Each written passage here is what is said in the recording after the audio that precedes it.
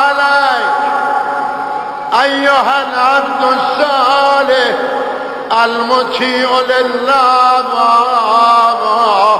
ولرسوله ولأمير المؤمنين الحسن والحسين لما قتل العباس بان الانكسار في وجه الحسين ربی میگه تا اون ساعت ندیده بودم امام حسین اینجور منقلب باشد.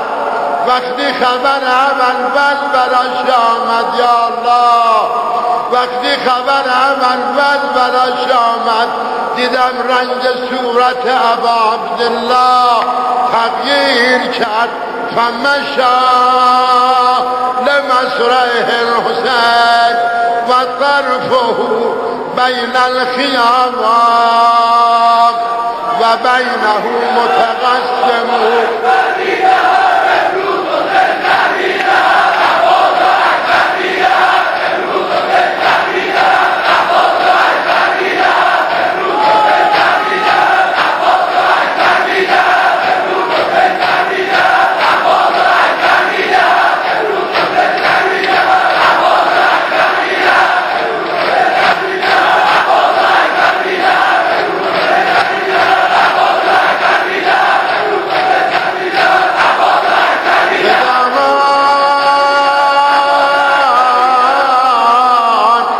به دامن برگرفت آنگه سرش را همی بویید خونین پیکرش را یا الله. ابا عبدالله حسین جوان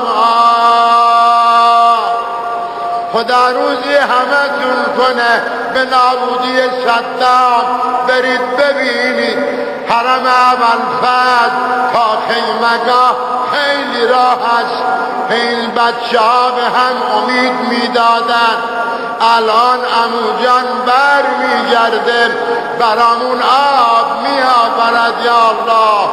یه وقت دیدن آقاشون دارد میاد عمو نیامد دوید و نازدانه جلو آقا رو گرفت صدا زد آجونم عمویم عباس چه شد بابا.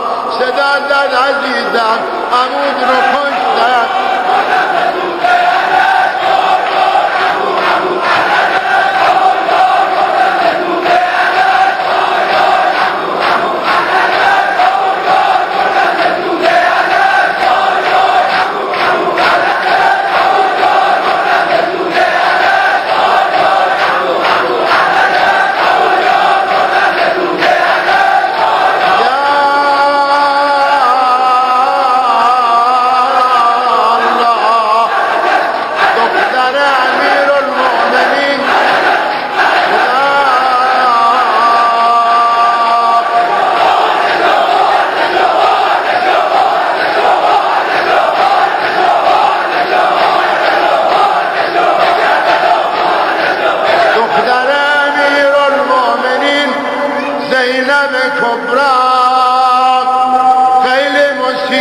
دیده بود دام جد بزرگوارش مادرش زهرا سلام الله علیها پدرش امیر المؤمنین.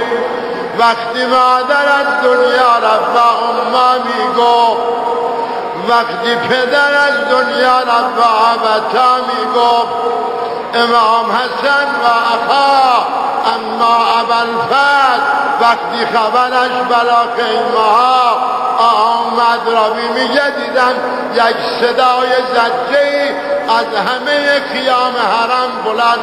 یه وقت دیدن دختر امیر المؤمنین از خیمه ها زد بیرون یا الله پرده خیمه ابوالفضل رو افکن.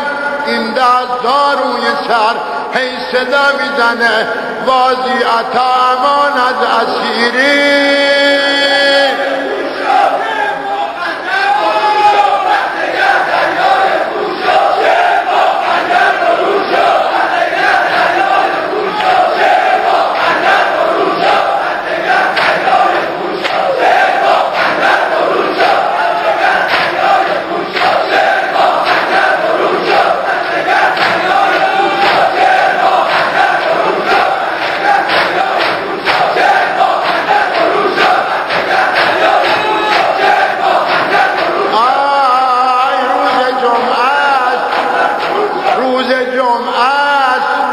روز امام زمان است امروز یا بقیت الله، همون بیانی که خود آقا نسبت میدهند آخر عرض و التماس دعا و اسرع فرستو که امروز